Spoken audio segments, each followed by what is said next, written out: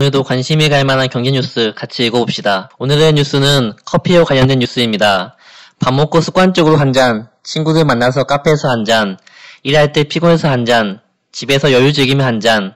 이렇게 마시는 커피값을 생각해보니 한 잔에 5,000원씩이라고만 해도 꽤 되네요. 예전에는 밥값과 비슷하거나 오히려 비쌀 때도 있었는데 이제는 익숙해진 커피값이 만원까지 갈 수 있다는 상상해보셨나요? 안 해보셨다고요?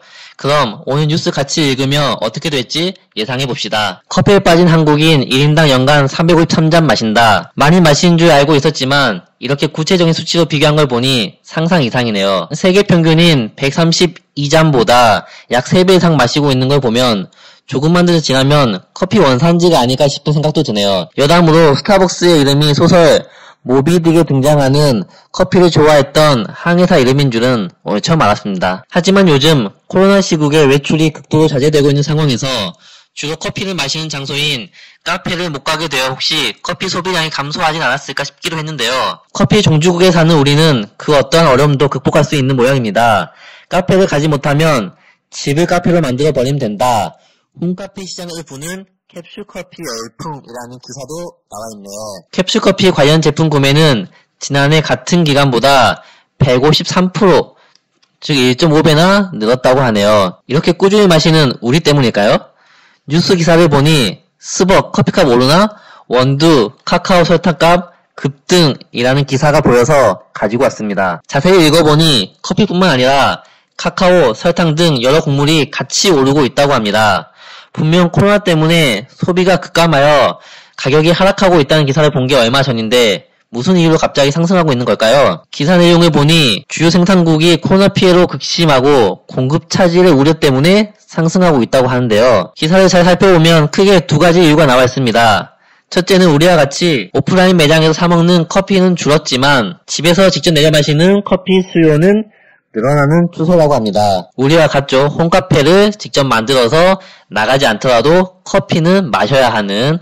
둘째는 미국에서 방조하고 있는 달러와 약세 때문입니다. 이들 상품은 모두 달러로 거래가 이루어지는데 달러와 가치 하락이 그만큼 가격이 싸진다는 의미이고 이로 인해 유동성이 풍부한 상황에서 달러를 빌려 투자하기 좋아 단순 투자 수요도 몰리고 있기 때문이죠.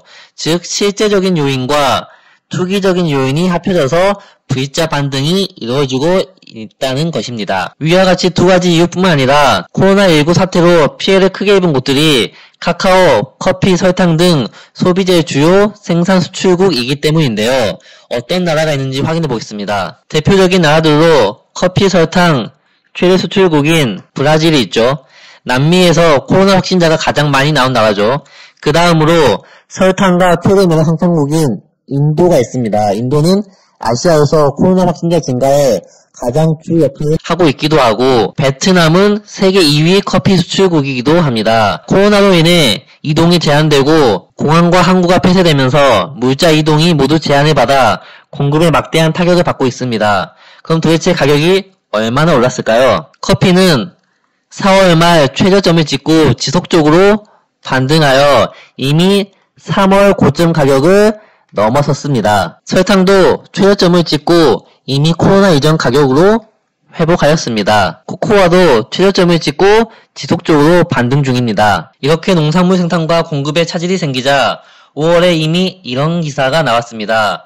어른거리는 에그플레이션의 그림자, 식량 위기 관련주 주목. 전문가들은 장기화에 대비해야 한다고 경고하고 있습니다. 그런데 8월이 된 지금에서도 코로나 백신이 나오지 않았기에 우리는 준비를 해야 되겠죠? 그럼 곡물 최대 생산국이자 소비국이기도 한 미국의 에그플레이션 관련주는 어느 것이 있을까요? 미국 회사들의 시장 점유율 도표를 가져왔습니다. 일단 미국 회사들은 미국 내 곡물 시장만 장악하고 있는 게 아니라 세계 시장을 장악하고 있습니다. 그중 카길이 40%, 아처 데니얼스 미들랜드가 16%, ADC 12%, 번기 7% 정도가 있는데요.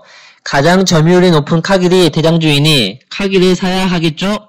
라고 생각할 수 있겠지만 카길은 비상장입니다. 그리고 ADC도 비상장, 번기도 비상장입니다. 그러면 우리가 매수할 수 있는 대장주는 아처 데니얼스 미들랜드밖에 없겠죠. 그럼 이 회사의 주가는 지금 어떻게 가고 있을까요? ADM의 주가 차트를 보면 우리가 이전에 확인했던 원자재의 주가 차트처럼 최저점을 찍고 지속적으로 반등을 하여 이미 코로나 이전의 가격으로 회복하였습니다. 만약 코로나 2차 대유행이 온다면 하반기에는 여기가 아닌 여기까지 가 있을 수도 있겠죠. 그리고 이 주식의 가장 큰 장점이 대표적인 배당주이기도 합니다. 그런데 해외 관련주가 낯설다면 국내 관련주도 확인해 봐야겠죠. 국내 관련주는 식량위기 관련주의 주가 상승률 차트를 가져왔습니다. 아직까지는 육계의 마니커나 곡물의 CJ보다 농약 비료 업체인 KG케미칼이나 조비, 경농 쪽이 좀 더 상승률이 큰 것 같은데요. 이건 지난 영상에서도 말했지만 날씨 영향을 무시할 수는 없을 것 같습니다. 그럼 지금까지 기사를 읽어보며 간단하게 공식으로 만들어서 기억해 봅시다. 세계적인 큰 질병이 유행을 하면 사람 간의 이동이 원활하지 못하게 됩니다. 그러면 농업은 외국인 근로자가 주된 노동력을 구성하는데 노동력이 부족하고 무역이 힘들어지면 농산물 생산량과 공급이 급감하게 됩니다. 그러면 자연스럽게 농산물 관련 회사의 주가가 상승하게 된다. 이러한 생각의 흐름을 꼭 기억해 두시기 바랍니다. 오늘도 눈길이 가는 뉴스 같이 읽어보았습니다.